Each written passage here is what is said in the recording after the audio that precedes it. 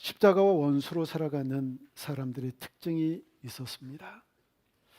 그 사람들은 세상의 정욕과 쾌락을 목표로 삼고 살아갔고요. 그래서 세상의 정욕과 쾌락이 그들의 종교가 되었었지요. 그리고 또 십자가의 원수로 살아가는 사람들은 은밀하게 부끄러운 일을 행하면서도 그것이 부끄러운 줄도 모른 채 영광이라고 생각하고 많은 사람들에게 자기의 부끄러움을 자랑하는 그런 어리석은 인생을 살아가는 사람들이 십자가의 원수로 살아가는 사람들이었습니다. 또 한 부류의 사람들이 있었는데 그들은 오직 세상의 것, 땅의 것을 바라보고 그것을 최고의 목표로 절대 가치로 삼고 살아가는 사람들이었지요. 그런 사람들을 가리켜서 사도 바울은 그들의 멸망은 마침은 멸망이야, 그들의 끝은 멸망이다라고 선포했습니다. 그런 반면에 우리들은 하나님 나라의 시민권자라는 거예요. 우리는 천국 백성이고요, 이중 국적자고요. 하나님께서 천국 대사로 이 땅에 보내신, 파송하신 천국의 대사들이 바로 저와 여러분들인 줄 믿습니다. 그러면 그 대사들이 마땅히 해야 될 두 가지가 있다고 말씀을 드렸지요. 첫 번째로는 사명입니다. 아니, 천국 대사가 이 땅에서 살아가면서 잘 감당해야 될 사명, 그건 천국의 위상을 높이는 일이지요. 우리 천국은 하나님께서 통치하셔. 하나님이 왕이야. 그 왕을 영광스럽게 드리고 그 왕을 높여드리는 그런 사명을 잘 감당해야 되는 존재들이 바로 저와 여러분들이거든요. 그래서 많은 사람들이 우리를 바라보면서 나도 저 사람들처럼 천국 시민 되고 싶어. 나도 저 사람들을 통치하고 다스리시는 왕, 하나님이 나의 왕이었으면 좋겠어. 하나님께서 나도 통치해 주세요. 나도 다스려 주세요. 그렇게 얘기할 수 있는 그런 사명 잘 감당하는 저와 여러분들이 돼야 될 줄로 믿습니다.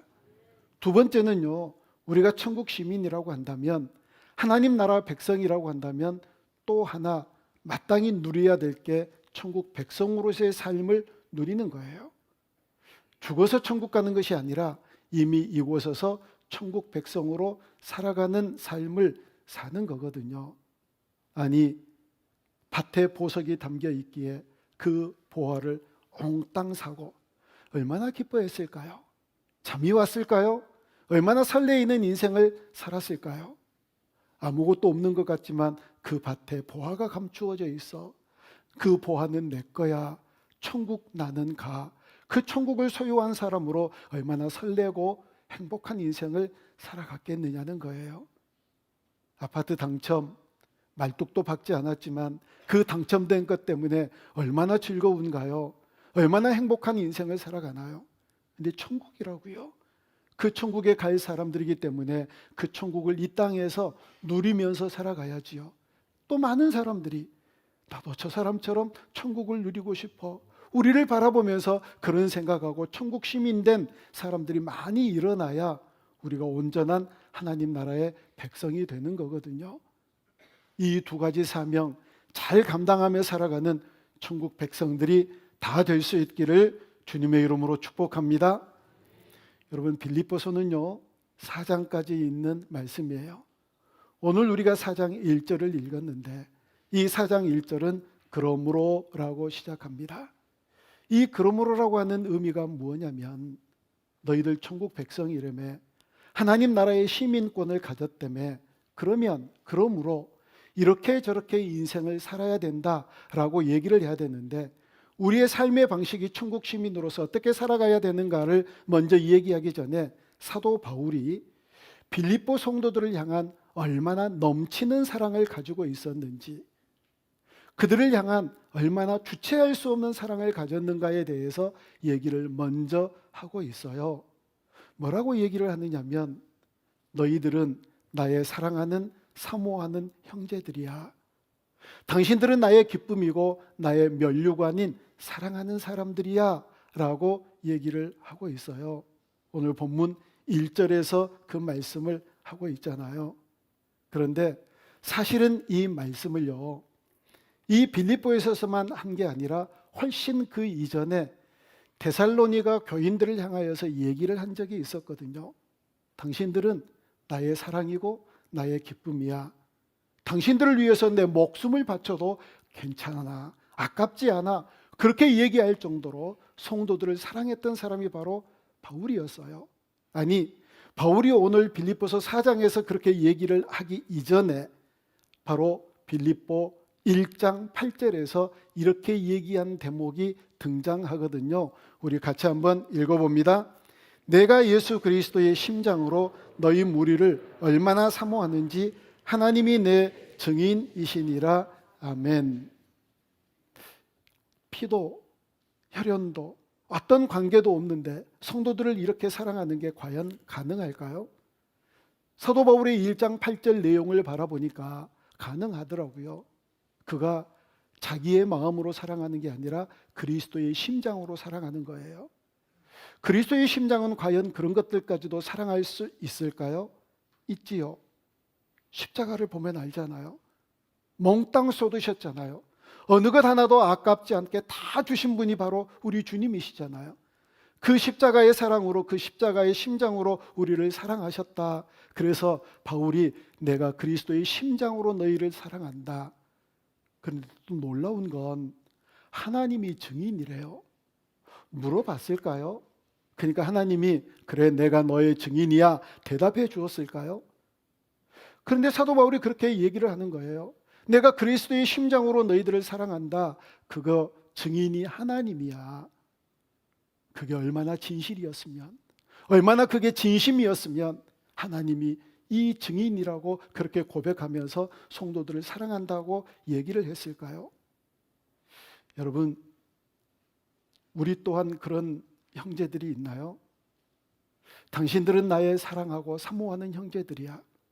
내 기쁨이고 내 면류관인 나의 사랑하는 자야. 있으실 거예요? 그죠? 왜 없겠어요? 함께 신앙생활한 지 몇 년인데요. 함께 동고동락 한 지 얼마인데요. 사랑하는 성도들을 향하여 바울이 빌립보 교회 성도들에게 고백했던 그 사랑의 고백과 같은 그 고백 왜 할 수 있는 사람이 없겠어요? 더 많이 만들어 가실 수 있기를 바랍니다. 더 많이 만들어 가셔야지요. 여러분, 빌립보서 강해를 하는데 그런 얘기들 많이 하는 것 특징적으로 느껴지지 않나요? 동역자에 대한 얘기요. 우리 가운데 누가 디모데가 될 사람이 있는가? 누가 우리의 어느 누구의 에바브로디도가 될 것인가? 함석헌 씨의 시를 인용해서 말씀드린 적이 있잖아요. 구명보트가 하나가 있는데 그 구명보트를 건네주면서 당신이라도 살아다오 라고 얘기할 수 있는 그런 사람을 가졌는가? 말리길 먼 길 떠나면서 내 처자식을 맡길 만한 그런 사람을 그대는 가졌는가? 가져야 되니까요. 아니, 그런 사람이 있어야지요. 그런 공동체, 그런 사랑하는 형제 자매들이 우리 교회 안에 여러분들과 함께 신앙생활하는 사람들 가운데 있어야 되니까요. 또 기억나세요? 도쿄올림픽 스타디움을 더 넓게 만들기 위해서 3년밖에 되지 않는 집을 허물었는데 지붕에가 뭐가 있었지요? 뭐가 있었다고요? 도마뱀이요. 어떻게 그걸 지금까지 기억하고 계셔요? 도마뱀의 꼬리에 못이 박혀 있고 어떻게 3년 동안 이렇게 살아갈 수 있었을까 지켜봤더니 또 다른 도마뱀이 계속해서 먹이를 물어다 준 통에 3년 동안 못이 박힌 채 살아있는 도마뱀, 그때 그 도마뱀은 무슨 생각을 하고 있었을까? 그때 그 도마뱀이 서로가 되어야지요. 여러분, 왜 이런 동역자에 대한 얘기, 누군가가 디모데가 되고 에바브로드가 되어야 된다는 이 동역자의 얘기를 이렇게 많이 하는가? 오늘 본문이 그 대답을 우리에게 해주고 있거든요. 아까도 계속해서 말씀드리죠. 형제들에게 당신들은 나의 사랑하는 그리고 나의 사모하는 형제들입니다. 당신은 내 기쁨이고 면류관인 나의 사랑하는 자입니다. 그런데 사랑하고 사모하고 기쁨은 그것까지는 이해가 되겠는데 면류관이라고 한다. 이 면류관은 충성스럽게 하나님 앞에서 말씀 순종하고 하나님 나라를 위해서 수고한 충성스러운 종들에게 씌워주는 면류관이잖아요. 그런데 누군가가 면류관이래요. 이 면류관이 도대체 무엇을 의미하는가를 데살로니가전서 2장 19절에서 우리에게 속 시원하게 설명을 해줍니다. 같이 읽습니다. 우리의 소망이나 기쁨이나 자랑의 면류관이 무엇이냐? 그가 강림하실 때 우리 주 예수 앞에 너희가 아니냐? 아멘. 소망이나 기쁨이나 자랑의 면류관이 뭐냐? 도대체 이게 뭘 의미하느냐? 뭐라고 얘기해요? 예수님께서 마지막 이 땅에 다시 오실 때, 종말의 때, 이 세상을 심판하실 때 바로 너희들이 아니냐, 너희들. 우리가 자랑이래요. 우리가 면류관이래요. 이게 무슨 얘기냐면 사도 바울을 통하여서 구원받은 백성들, 이 백성들이 면류관이래요. 얼마나 많은 고난이 있었나요? 얼마나 많은 수없는 환난들을 거쳤나요? 그러면서도 끝까지 승리했던 주님의 자녀들, 이분들이 면류관이에요. 정말 감당할 수 없는 그런 고통을 감당하면서 예수 믿는 사람으로 삶을 살았잖아요. 목숨의 위협까지도 주저하지 아니하고 화형장으로 동물에게 먹이로 끌려가면서도, 아니 단두대에 목이 잘려지면서도 또 목이 메어지면서도 가이사가 주가 아니라 우리 주님이 나의 주님이라고 고백하는 그 고백 때문에 죽어갔던 그 많은 영혼들, 끝까지 승리했던 사랑하는 주의 백성들, 바로 이들이 내 면류관이래요. 여러분, 우리가 그런 면류관 되어야지요. 서로가 서로에게 면류관이 되고 서로가 서로에게 기쁨이 되는 그런 복된 공동체 되어줄 수 있기를 주님의 이름으로 축원합니다. 반드시 그래야 되거든요. 예수 안 믿는 사람들이요, 우리가 쓰는 용어 가운데서 굉장히 어려워하는 용어 하나가 뭐냐면 형제 자매라고 하는 용어예요. 피도 나누지 않았는데, 같은 가족도 아닌데 형제님, 자매님. 그러니까 무슨 코미디언들이 어떤 프로그램을 진행하는데 뭐 형제님 그러면은 딱 눈치채잖아요. 아, 쟤네들이 지금 예수쟁이 얘기하려고 저러나 보다. 그 외에 그런 단어를 쓴 적이 없거든요. 형제님, 자매님, 이건 교회 안에서만 쓰는 아주 독특한 호칭이잖아요.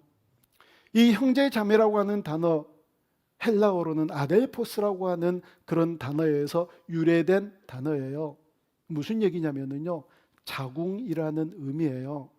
다시 말하면 우리는요, 하나님에게서 태어난 형제고 자매들이라는 겁니다. 여러분, 우리 모두는 하나님에게서 태어난 형제고 자매들이에요. 이게 확실하게 믿어져야 되는데, 이게 확실하게 공감이 되어져야 되거든요.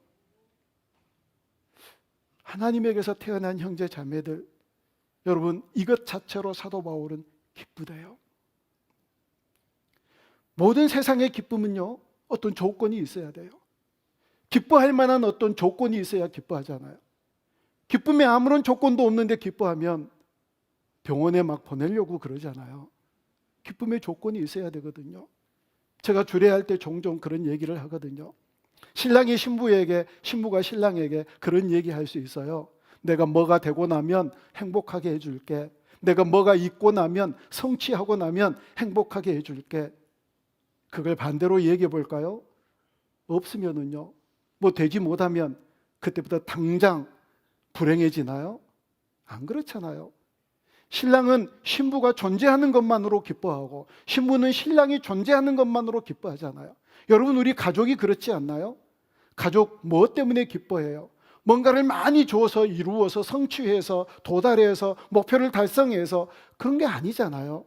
그냥 기뻐하는 게 가족이잖아요. 돈만 많이 먹잖아요. 그런데 가족이잖아요. 근데 그것 때문에 기뻐하잖아요. 사도 바울의 기쁨은 바로 여기에 있었거든요. 어떻게 자기 같은 죄인을 통로로 삼으셔서 많은 사람들이 예수 믿게 되고 구원받는 백성이 되었을까? 이 기가 막힌 거예요. 사도 바울이 자신이 어떤 죄인인가를 알거든요. 어떻게 나 같은 사람이 통로가 돼서 자기 같은 사람들을 통해서 구원받는 백성들이 이렇게 많이 일어나나?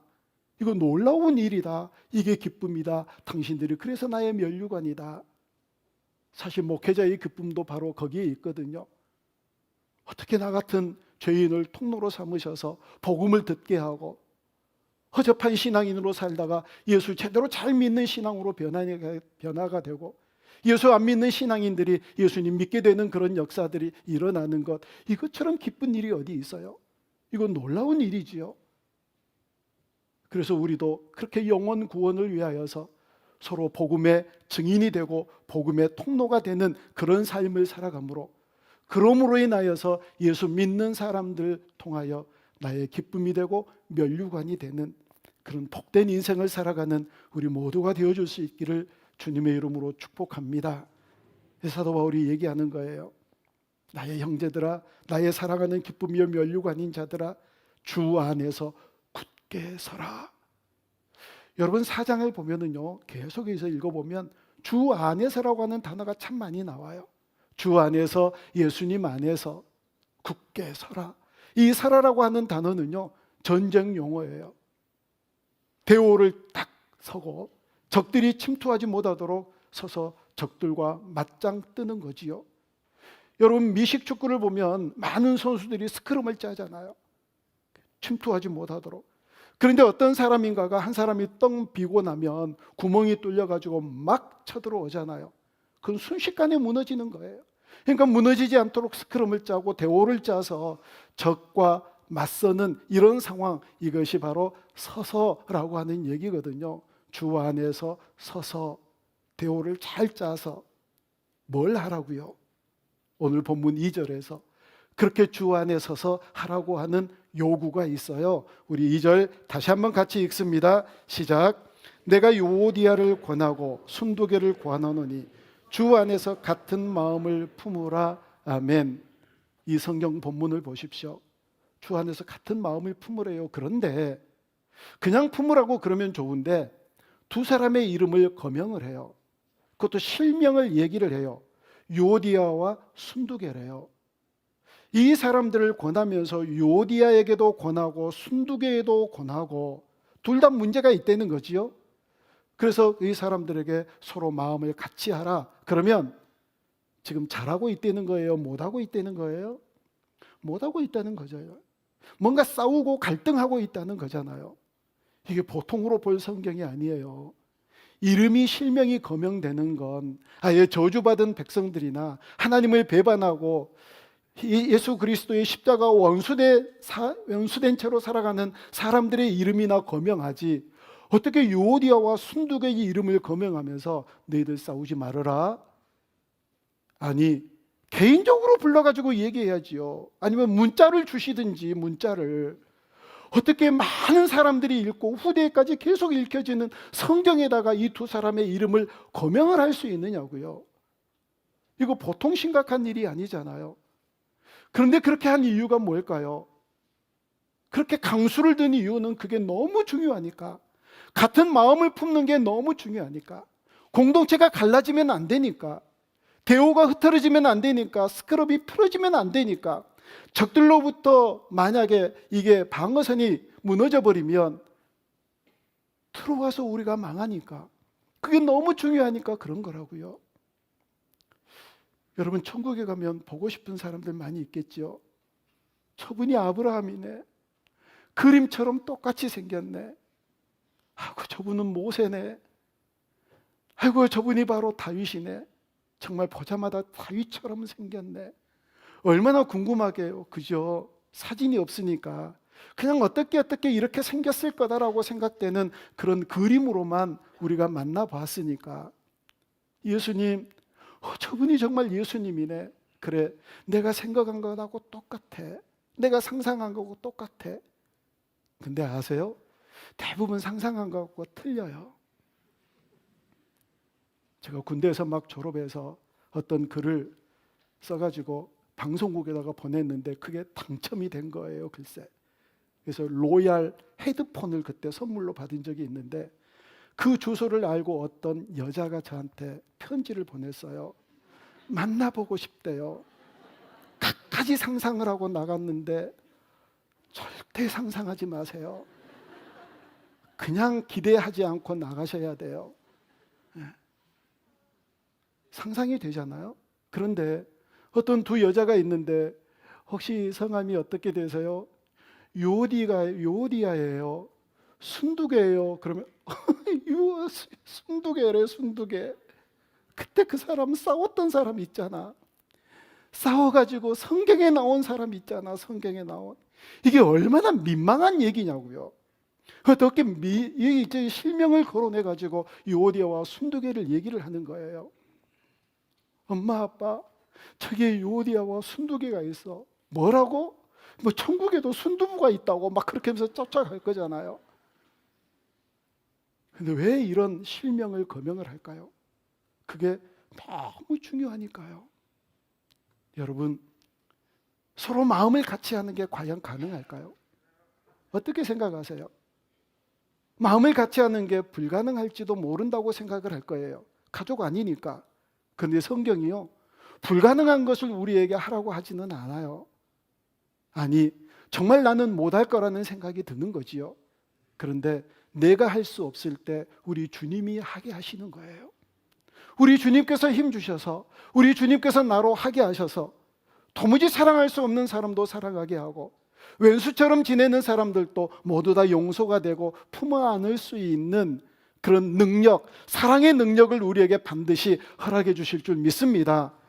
사도 바울도 그랬잖아요. 그래서 그리스도의 심장으로 사랑한다고 그렇게 얘기를 하잖아요. 그리스도의 심장으로. 그러려면, 이게 만약에 가능하게 되려면 어떻게 해야 되는지 아세요? 우리가 낮아져야 돼요. 사람들이, 어떤 사람이 생각이 좀 높은 생각을 가지고 있는 분이 계실 수 있어요. 성경적인 지식이나 믿음 이런 것들도 좀 높은 수준으로 가지고 있는 분이 있을 수 있지요. 모든 수준들이 좀 높을 수 있어요. 제가 그런 얘기 자주 드리지 않나요? 이런 높은 사람과 낮은 사람과 어떻게 하나가 될 수 있을까요? 중요한 건 있죠. 높은 사람이 높은 자리에 서서 올라와 내 수준으로까지 안 돼요. 자기가 낮아져야 돼요. 자기가 그 낮은 수준으로까지 내려가야 돼요. 이유는 분명하지요. 예수님께서 내려오셨잖아요. 아니, 예수님도 내려오셨는데 우리가 뭐라고? 도대체 우리가 뭐라고 내려가지 못하나요? 눈높이 낮춰야지요. 아이들을 대하는 것도 마찬가지예요. 요만한 애가 있는데 뻣뻣이 서가지고 애는 이렇게 쳐다보고, 이건 옳은 태도가 아니에요. 무릎 굽혀야지요. 애들과 눈높이를 맞춰야지요. 뭐가 문제니? 뭘 원하니? 이게 바로 눈높이를 맞추는 거거든요. 여러분, 언제나 높은 사람들이 낮아져야 돼요. 그럴 때 서로 같이 할 수 있거든요. 여러분, 우리 모두 잘났지요? 얼마나 괜찮은 사람들인데요. 마음을 같이 하려면 괜찮은 사람들이 안 괜찮은 사람들에게 낮아지는 거예요. 그래서 하나 되고, 그래서 아름다운 공동체를 이루어갈 수 있기를 주님의 이름으로 축복합니다. 그렇게 낮아져 놓고 내가 너 때문에 이렇게 낮아졌어 라고 얘기를 하는 게 아니라, 바로 이것이 예수님의 마음이었구나, 거기에서 또 예수님의 마음을 발견하고 거기에서 또 예수님의 마음으로 하나가 되고 예수님처럼 닮아가는 놀라운 역사를 이루어가는 복된 주의 자녀들이 되어야 될 줄로 믿습니다. 실제로 있었던 얘기들을 제가 몇 개를 간추려서 해드릴게요. 어떤 분이, 신앙의 연륜이 높은 권사님이 한 새신자, 이제 처음으로 예수님 믿기 시작한 새신자를 붙여줬어요. 잘 케어하십시오. 그래서 만나서 얘기도 하는데 이 새신자가 노래방 갔다는 얘기를 했던 모양이에요. 그러니까 이 권사님이 뭐라고 그런지 아세요? 노래방 가면 큰일 나, 지옥 가.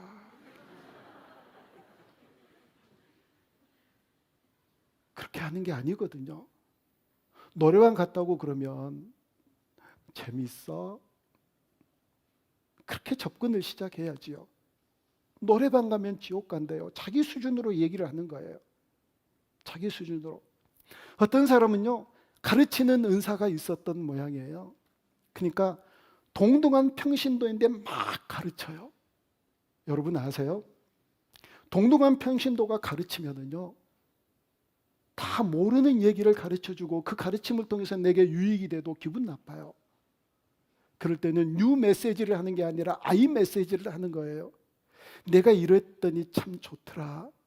내가 이러니까 참 평안하더라. 내가 이러니까 내 믿음이 이렇게 성장하더라. 그 얘기를 들으면 아이고 나도 저래야지.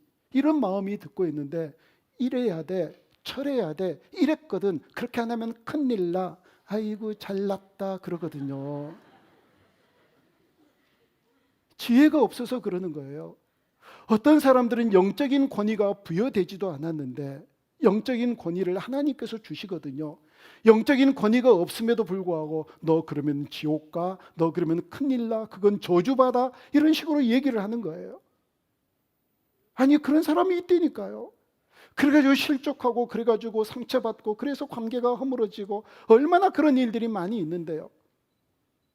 그게 정말 지혜가 필요해요. 내가 낮아져야지요.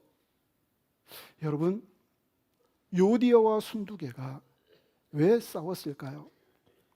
잘하자고 싸웠겠죠. 그게 정말 그렇지 않나요? 어느 누가 못하자고 싸우는 사람이 있나요? 바보지요. 잘하자고 싸우는 거예요. 잘하자고. 얼마나 열정적으로, 얼마나 헌신적으로 주님 나라를 위해서 섬겼을까요? 그렇게 잘 섬겼을 거예요. 그래서 그 사람들의 섬김으로 인하여서 공동체가 유익이 있었겠죠. 그런데 아세요?